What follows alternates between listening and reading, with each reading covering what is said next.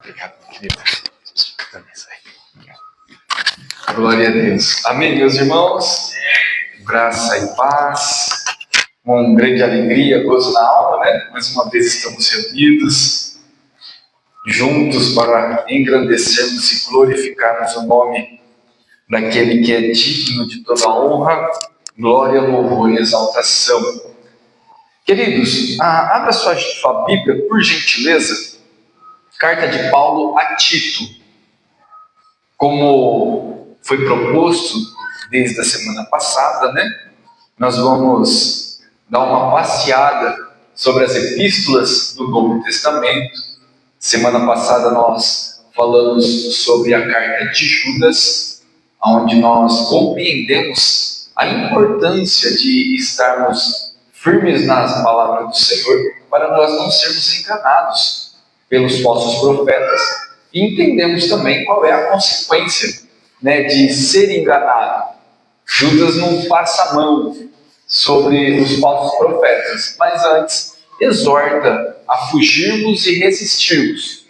E hoje nós vamos falar um pouco sobre a carta que foi endereçada a Tito. Tito, ele foi um grande companheiro de Paulo. Nessa noite não vamos ler um texto específico, mas nós vamos passear dentro da carta, entendendo qual é a instrução de Paulo para Tito e compreender qual era a cultura que Tito estava vivendo, estava inserido, né? Então, Tito, ele foi um grande cooperador de Paulo. Tito, ele é chamado por Paulo como um filho, um verdadeiro filho. Então nós entendemos que quem de alguma maneira apresentou o evangelho para Tito e instruiu Tito na caminhada foi o próprio apóstolo Paulo. O nome Tito significa louvável. Significa louvável. E curiosamente ele aparece poucas vezes, né? O nome Tito aparece poucas vezes no Novo Testamento, aproximadamente 13 vezes. E curioso é que mesmo Tito, sendo um companheiro de Paulo, um cooperador de Paulo, no livro de Atos dos Apóstolos não há nenhuma menção de Tito. Mas nós temos a convicção de que Tito, ele verdadeiramente trabalhou juntamente com Paulo, porque Paulo, ele dá testemunho de Tito, principalmente na carta aos Gálatas, quando Paulo está conversando e se referindo, né, à sua obra, à sua viagem e tudo mais. Paulo, e antes de entrar no assunto sobre a circuncisão, Paulo ele faz questão de mencionar que quando houve, lembra daquele concílio em Jerusalém, né, naquela reunião, da primeira reunião da igreja em Jerusalém, quando Paulo volta da sua primeira viagem missionária, Paulo ele faz questão de lembrar que Tito foi apresentado por Paulo e Barnabé naquele momento como um grande exemplo daquele que foi renovado e convencido pela graça sem as obras da lei. Porque lembra que naquele período havia um conflito entre judeus e o cristianismo, né, e a igreja, porque os judaizantes diziam que sim, é salvo pela graça, mas tem que ser feito a circuncisão. É salvo pela graça, mas tem que cumprir a lei. Então Paulo faz questão de apresentar Tito como um verdadeiro homem transformado e regenerado pela graça, sem precisar passar pelos ritos da lei. Então Paulo ele faz questão de mostrar que Tito realmente é um homem transformado. E notem que se nós dermos uma corrida dentro das Sagradas Escrituras, nós vamos ver que Tito ele era um grande líder. Certa vez, Paulo manda Timóteo para Corintos. Já Paulo tinha saído já de Corintos, né, na sua terceira viagem, ele manda Timóteo para Corintos. Porém, de alguma maneira, todos nós sabemos que a igreja de Corintos era uma igreja com bastantes dificuldades, bastantes desafios, porque lá havia idolatria, havia ego excessivo, havia muitos problemas ali dentro, e de alguma maneira Timóteo não estava dando conta. Então Paulo envia Tito para aquela cidade, e a Bíblia nos dá informações que há então uma paz, que Tito consegue controlar a situação, mostrando para nós que Tito também ele era um grande líder. Outro detalhe também em relação a Tito é que ele era um homem fiel. Como nós sabemos disso? Lembra daquela coleta que Paulo estava fazendo pelas igrejas para poder ajudar os irmãos necessitados lá em Jerusalém? Tito, ele ficou responsável de pegar toda aquela coleta das igrejas e levar até o seu destino. Isso nos mostra que Tito, além de ser um líder, de ter resolvido o problema, também era um homem fiel, que ficava ali como um guardião de valores expressivos para a oferta aos outros irmãos. Sendo assim, Paulo, juntamente com Tito, Timóteo e Lucas, eles partem para a sua terceira viagem missionária, e a partir da terceira viagem missionária é que Tito começa a andar juntamente com Paulo nessas viagens. E na quarta viagem, para alguns possível quarta viagem, Paulo e Tito passam por Creta. Porém, não foi Paulo que fundou a igreja em Creta. Muito provavelmente, assim como foi fundada a igreja em Roma, também foi fundada a igreja em Creta por um prosélito, por um discípulo que possivelmente estava no dia de Pentecoste, quando Pedro prega e mais de 3.000 almas se convertem. Então, possivelmente, algum prosélito de lá estabeleceu a igreja em Creta. Todavia, nós temos que levar em consideração que quando Paulo chega juntamente com Tito e tudo mais na ilha de Creta, ali a igreja já estava estabelecida, porém com muitas dificuldades. Foi aí então que Paulo deixa Tito na cidade de Creta. É onde que nós entramos no capítulo de número 1.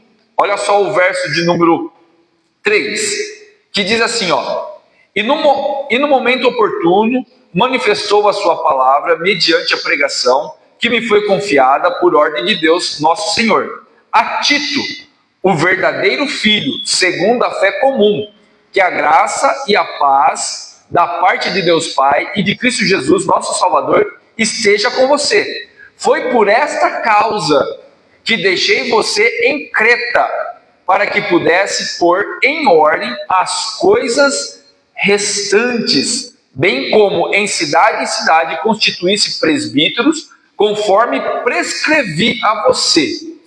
Então, notem que Paulo, ele deixa Tito na cidade de Creta com um objetivo. Objetivo esse é de arrumar a casa. Isso nos mostra que a igreja já existia quando eles chegaram lá. Depois disso daí, Paulo, ele segue viagem. Depois que deixou Tito, Paulo segue viagem, preso provavelmente preso ainda, com a sua quarta viagem, mas preso. E ele escreve essa carta a Tito, em uma das suas prisões. Depois, nós temos informações de que Paulo pede para Tito ficar na ilha de Creta até um certo período, que é no capítulo 3. No capítulo 3, Paulo vai falar, aqui no capítulo 12, no versículo 12. Quando eu lhe enviar Artemas ou Tíquico, faça o possível para vir ao meu encontro em Nicópolis. Então Paulo, ele deixa Tito na cidade de Creta para organizar as coisas. Paulo vai embora, manda essa carta e orienta a Tito ficar naquela cidade até Tíquico chegar lá, ou Artemas, um dos dois chegando, porque daí por diante, possivelmente um desses dois pastores se tornaria um pastor interino naquela cidade. A tradição nos diz que Tito, ele chegou aí também para Damácia, que hoje é a atual Croácia, e que possivelmente ele volta depois para Creta e morre. Ele não sofreu nenhum martírio, mas ele morre naturalmente aos 95 anos. Tá? Então essa daqui é a introdução sobre a personagem que nós vamos falar hoje. Tito, ele nos mostra que ele tinha qualificações extremamente robustas para poder ser um líder dentro da cidade de Creta. Porque Creta em si não era uma cidade naturalmente habitável para uma pessoa moral. Porque o próprio texto nos informa que dentro da cidade de Creta existiam muitas complicações, até uma coisa prerrogativa, né? Que se dava aos mentirosos, que eram os cretenses ou os cretinenses. Era até uma prerrogativa, mostrando que a qualificação moral daquele povo era muito baixa. Era uma cidade lotada de mercenários que fazia a obra de assassinatos ou de muitas coisas infâmias para aquele que pagava mais. Então, olha a questão moral dentro daquela ilha. Os cretenses, os cretinenses, né, se assim podemos falar também, eles tinham uma moral muito baixa. Mas notem uma coisa, no percorrer da história da igreja e da carta, nós vamos entender que não existe coração duro que o evangelho não perfure. E é exatamente isso que Paulo quer que Tito exponha dentro daquela cidade. Ponto. Depois de toda essa introdução, agora nós vamos entrar dentro da carta.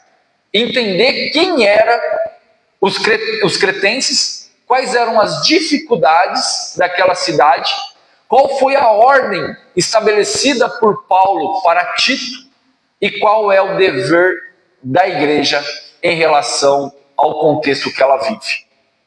Nós lemos aqui no verso de número 5 que Paulo deixou Tito para resolver certos problemas ali dentro. E dá instrução para Tito, no versículo de número 7, de como deve de ser os líderes, os pastores e presbíteros, ao qual deveriam de ser estabelecidos nas cidades para que a igreja pudesse se espelhar. Olha o verso de número 7.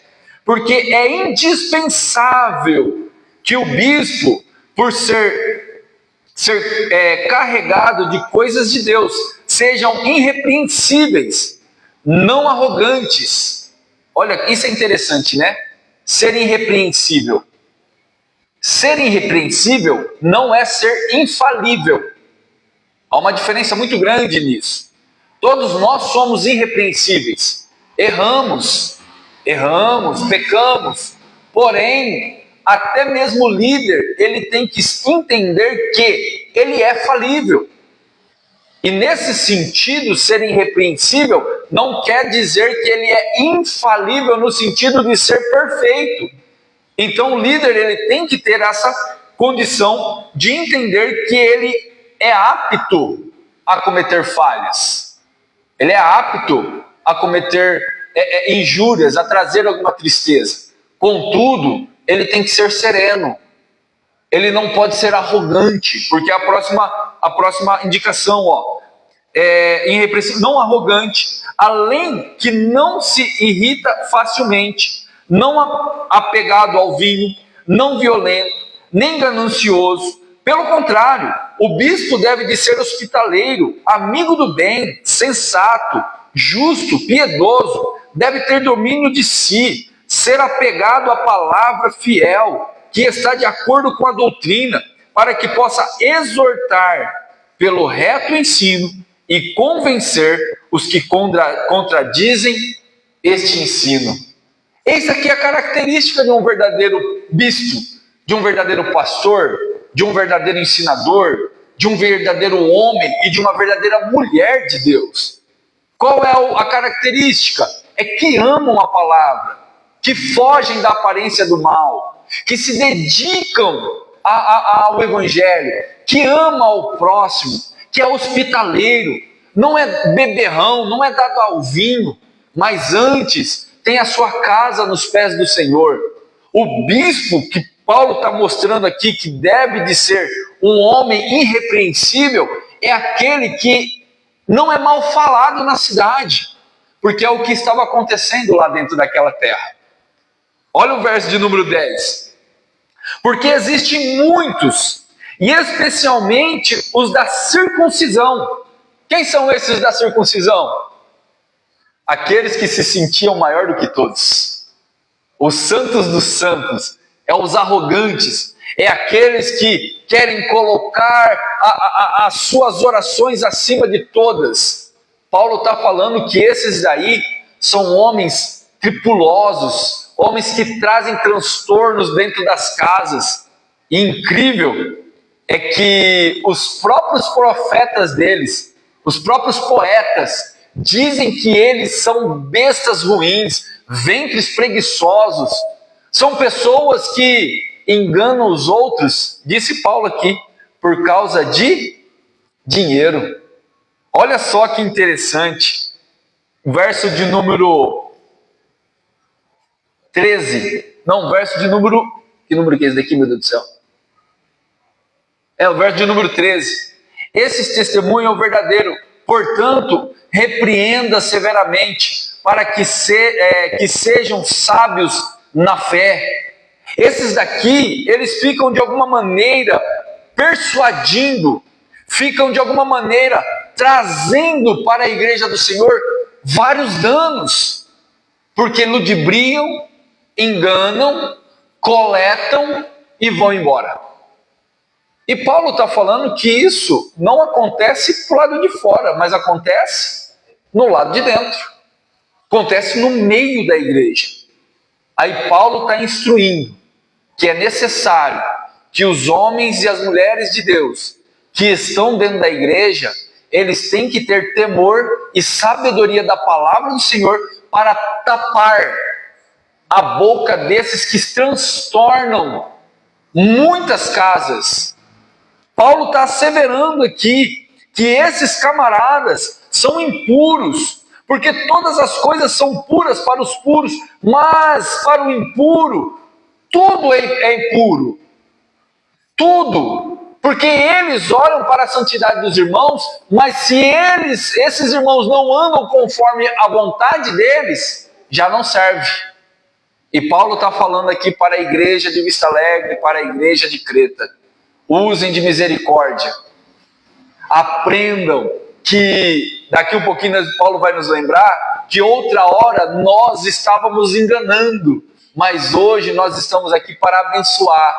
Então Paulo está mandando essa carta para que a igreja do Senhor tenha firmeza na palavra, tenha convicção da salvação e que tenha uma estrutura tão robusta para que quando se levantarem esses falsos mestres no meio do povo, no meio da circunvizinhança, nós tenhamos poder e autoridade do Espírito Santo para tamparmos a boca desses que transtornam casas.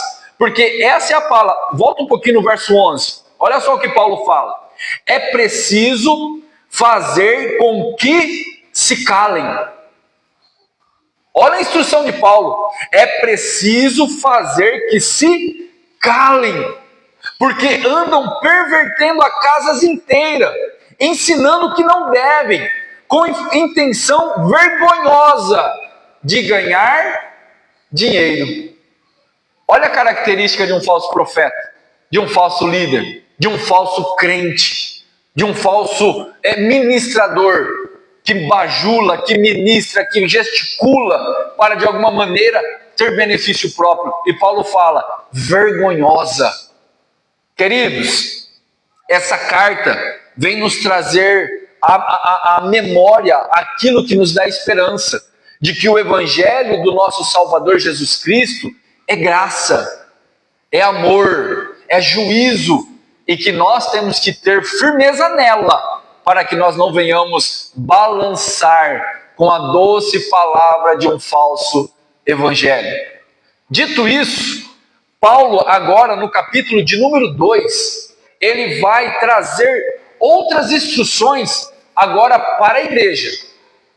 Primeiro Paulo, ele traz uma saudação, ele exorta o ministério, diz o porquê devemos de estar preparado, e agora Paulo vira para a igreja, e ele vai apresentar algumas classes dentro da igreja que precisa estar em conformidade à sã doutrina, para não darmos mau testemunho para os de fora. Olha o verso de número 2. Primeiro Paulo começa com o próprio título. Mas você, Tito, locutor, pastor da igreja, ensine o que está de acordo com a sã doutrina. Opa! Eu não posso chegar aqui, de alguma maneira, e ensinar outra coisa a não ser aquilo que já está escrito, que já está ensinado, que é a sã doutrina, que é os costumes da casa. Notem que os costumes da casa não pode sobressair a sã doutrina, porque todo costume que sobressai a sã doutrina é heresia, é falso ensino. Toda doutrina pode ser presbiteriana, pode ser lendária, se ela não estiver baseada nas escrituras, é falsa doutrina. Louvado é o Senhor que nós temos o catecismo, o maior, o menor, nós temos o sínodo, principalmente o sínodo de Dortmund, que levou 10 anos para se estabilizar, para se estabelecer, para trazer princípios dentro das escrituras dos passos que devemos de andar. Eu acho lindo dentro do sínodo de Dortmund que o primeiro ensinamento é focado nas escrituras, que é chamada de antologia, né? É a antologia teológica que se aponta para as escrituras, não para tirar a grandeza dela, mas pelo contrário, para mostrar que toda a base doutrinária está focada dentro dos princípios bíblicos e sagrados das Sagradas Escrituras. Sendo assim, Paulo vai lembrar a Timóteo que toda palavra que ele for falar tem que ser serena e com base nas Escrituras, para que ninguém venha apontar ele como um falso doutrinador, mas que ele venha ser exemplo de explicação, para que os bispos ao qual ele estava levantando seguissem também os seus próprios passos. Olha que interessante como que é a doutrina bíblica, ela não é aquém, ela é pedagógica. E depois o segundo grupo é os idosos. Olha o verso de número 2. Quanto aos homens idosos, que sejam moderados, respeitáveis, sensatos, sábios na fé, no amor e na perseverança. Sabe por que Paulo chama a atenção dos mais idosos? Para que os mais novos olhem para ele e sintam desejo de fazer o mesmo que eles fizeram. A pergunta que eu faço para mim todos os dias quando eu acordo, eu faço assim: quem serei eu hoje? Quem eu vou ser hoje? E parece loucura fazer uma pergunta assim, mas isso me policia, pelo menos para mim funciona.